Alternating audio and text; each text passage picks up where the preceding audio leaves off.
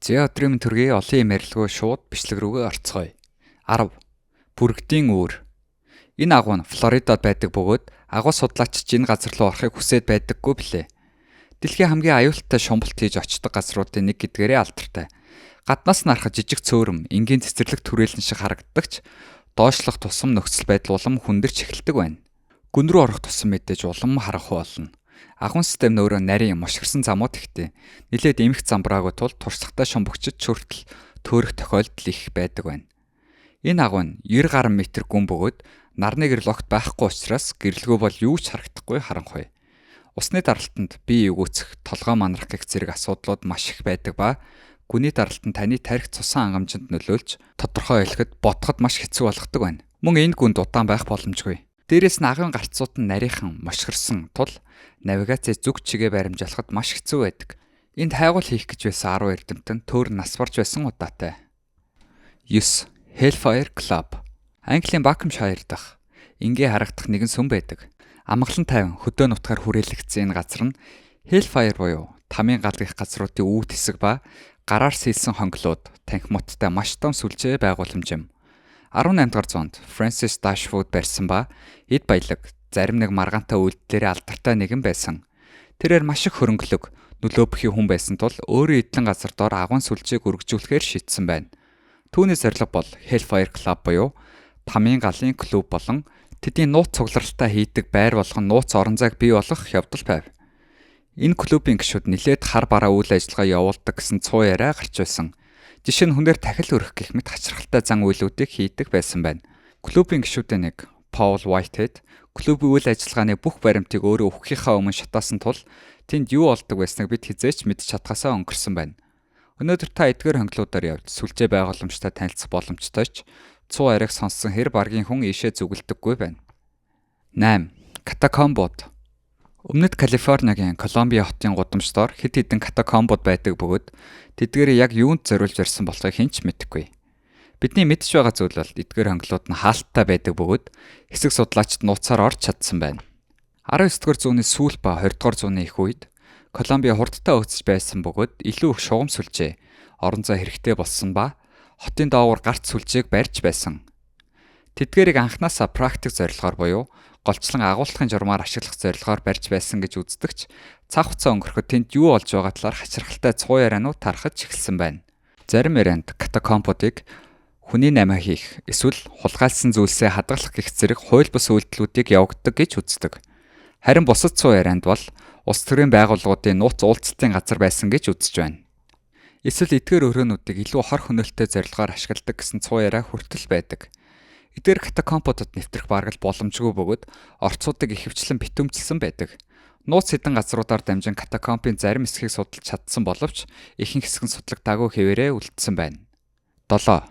Сан Хосегийн уурхай.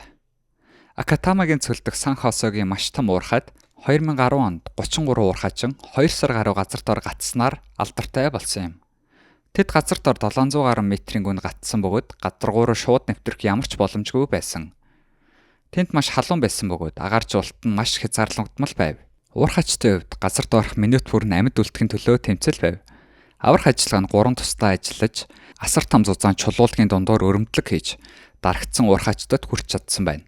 Дэлхийн өнцөг булан бүрээс компаниуд аврах ажил туссан бөгөөд NASA хүртэл оролцсон. Аврах багийнхан уурхайчдыг газрын гадарга дээр гаргахын тулд тусгайлан бүтээсэн Phoenix нэртэй капсулыг ашиглаж байсан ч багагүй хугацааг зарцуулсан байна. Уурхайчид 69 хүнд өдрийг газар доор өнгөрүүлсэн бөгөөд эцэст нь тэднийг нэг нэгээр нь гаргаж авч чадсан. Харин азар 33 уурхайчин бүгд амьд үлдэж чадсан юм. 6. Денверийн онгоцны буудал.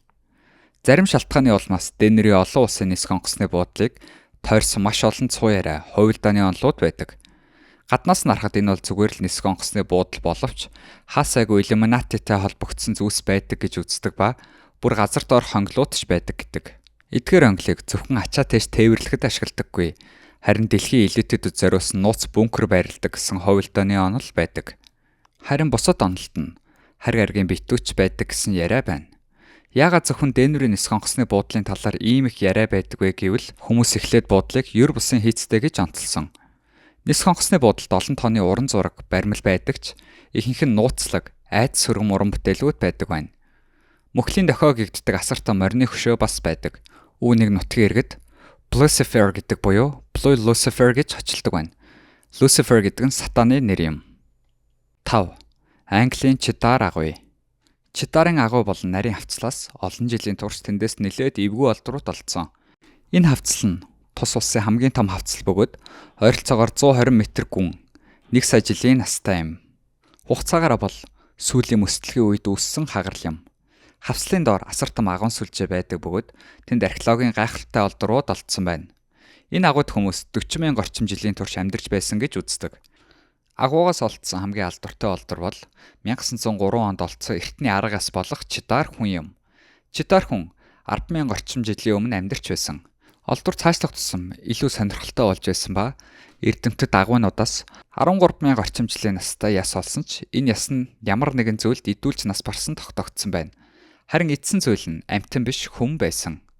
Яснуудыг хусан шинж тэмдэг илэрсэн бөгөөд энэ үйлдэл хүмүүсээс өөр амьтан хийж чадахгүй билээ. 4. Цагаан ордны нууц хонгил. Ерөнхийлөгчийн яаралтай тусламжийн төв буюу POEC-ийн Вашингтоны цагаан ордны зүүн жигүүрийн доор байрладаг бөгөөд онцгой байдлын үед ерөнхийлөгч болон бусад чухал улс төрчдийг аюулгүй байдлаар хангах зорилготой байсан гэж үздэг. Энэ хонгил нь цагаан ордноос доош нэлийн гүнд байрладаг бөгөөд цөмийн бомбын дэлбэрэлт гэх зэрэг бүх төрлийн дайралтын тэсвэртэй байхаар баригдсан. Маш зузаанхан өндөр хүчтгсэн хийцэлтэй тул хамгийн хүнд нөхцөлч тэсвэрлэх чадвартай бөгөөд урт хугацааны туршид үйл ажиллагаа явуулах, хорогдох байраар ашиглах шаардлагатай бүх зүйл байдаг. Харилцаа холбооны систем, хангамж, амьдрах орчин сайтай хийгдсэн бөгөөд газрын гадрах дээрх ертөнц бүтэн сүрсэн нөхцөлд хамгаалтын сүүлчийн хорогдох байр байхаар бүтээгдсэн. Энэ байгууламжийн хамгийн алдартай 9 сарын 11-ний халдлахын үеэр ашиглаж байсан бөгөөд тэнд Жорж Буш үндэсний аюулгүй байдлын зөвлөлийн гишүүтээ уулзаж байгаа гэрэл зургууд байдаг байна. 3. Газарт орох командлын төв. Энэ газар үнэхээр байдаг хэсэг нь 100% тодорхойгүй ч 1960-аад оны үед барих саналыг дэвшүүлж байсан. Үндэ баригдсан хэсэг нь одоо хүртэл тодорхойгүй байгаа. Газарт орох төвийг барихын тулд ихэвчлэн гүний уурхайн компаниудад санал тавьж байсан. 1962 онд санаачилсан Америкийн нэгдсэн улсын цэргийн төсөл юм. Энэхүү санаа нь газрын түвшнээс 1.2 км-ийн гүнд асар том газарт орох байгууламж барих явдал байв. Цөмийн дайралтыг тэсвэрлэх зорилготой. Байгууламжийн төлөвлөгөө нь 2 хөлбөртэй байсан бөгөөд 50 хүний багтаамжтай жижиг, нөгөөх нь 300 орчим хүний багтаамжтай байхаар байсан байна. Энэ байгууламжийг 200-аас 300 мегатонны хүчтэй зэвсгийн дэлбэрэлтийг тэсвэрлэх чадвартай болгох гэсэн санаатай байв. Газрах дээрх дэлбэрэлт нь гүнд нэвтэрсэн бол 100 мегатон орчим хүчний нөлөө үзүүлдэг байна. Үүнийг ерөнхийлөгч Кеннеди алагдахынхаа өмнө хэлж байсан байна. Төсөл төлөвлөлтийн үе шатн дээрээ зогссон гэж зарласан байна. Тэгэхээр энэ байгууламж үнэхээр төлөвс дуусаагүй байхдаа зогссон эсвэл худал мэдээлэл зарлан цааш үргэлжлэн баригдсан байж магадгүй юм. 2. Пионерын талбай. 19-р зууны сүүлчээр Сиэтл шинэхэн байсан ч хурдтай хөгжиж байв. Энэ хот анх 0 түвшинд буюу далайн түвшинд баригдсан учраас бороо ороход маш ихээр үерэлдэг байсан. Ялангуяа тухайн үед хотын бизнесийн дүүрэг байсан Пионерын талбай гэгддэг газар маш их үерийн асуудалтай байсан. Харин 1889 онд үерээс үл хамааран хотын энэ хэсэгт гал төмөр гарсан байна. Цавны цэхэд гал гарч, гал маш хурдан тархаж ойр орчмын томоохон хэсгүүдийг устгасан байна.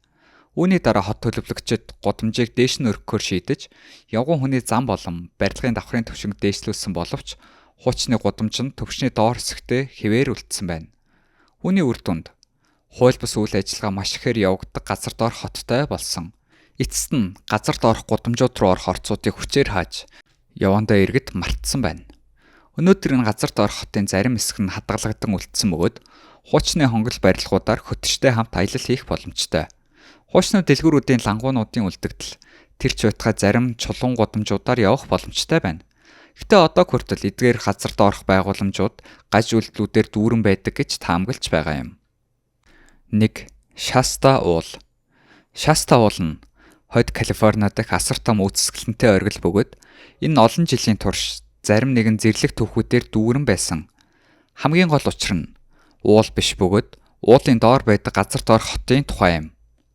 Түүхийн зарим хөлбөрүүдэд энэ хотод дэвшилтэт технологитой дээд түвшний соёл иргэншлийн үлгийн нутаг, магадгүй хариг аргийнхан эсвэл Лемурия гэх эртний алдагдсан соёл иргэншлийн үлдэгдэл байж магадгүй гэж үздэг юм.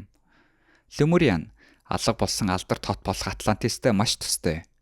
Лемуриас амьд үлдсэн хүмүүс Шаста уулын доор хонголд хорогдсон гэж үздэг. Мөн энэ уулын эргэн тойронд нисдэг үл мэддэх биетүүд маш ихээр ажиглагдсан, тэнд хачирхалтай зүйл болж байна гэсэн цуу яриаг улам нэмсээр байгаа юм. Хамгийн алдартай түүхийд нэг бол Браун хэмээх хайгуулч 1904 онд Алтайж байхдаа бүдэрч нэгэн хонгол руу унсан бөгөөд газрын гадаргаас 17 км-ийн гүнд агуйд орсон байна.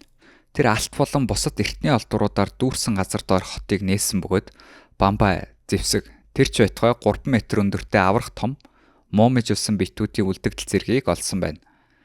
Тэрээр олон жилийн дараа Джон Си Роуд гэдэг хүнтэй түүхээ хуваалцах хүртлээр энэ тухай хэнд ч хэлээгүй бөгөөд Роуд энэ агууг олох эрлийн багыг зохион байгуулсан боловч уулзах ёстой өдрөө Браун гэнэт алга болсон байна.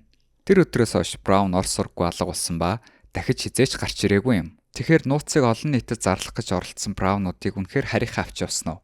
Эсвэл тэр зүгээр худалч байж таарад эцсэндээ алга болсон уу? Юу бодож байгаагаа бидэнтэй хуваалцаарай. Энэ хүртэл хамт байсан танд баярлалаа. Дараагийн бичлэгээрээ илүү сонирхолтой фактуудаар уулзцгаая. Баяртай.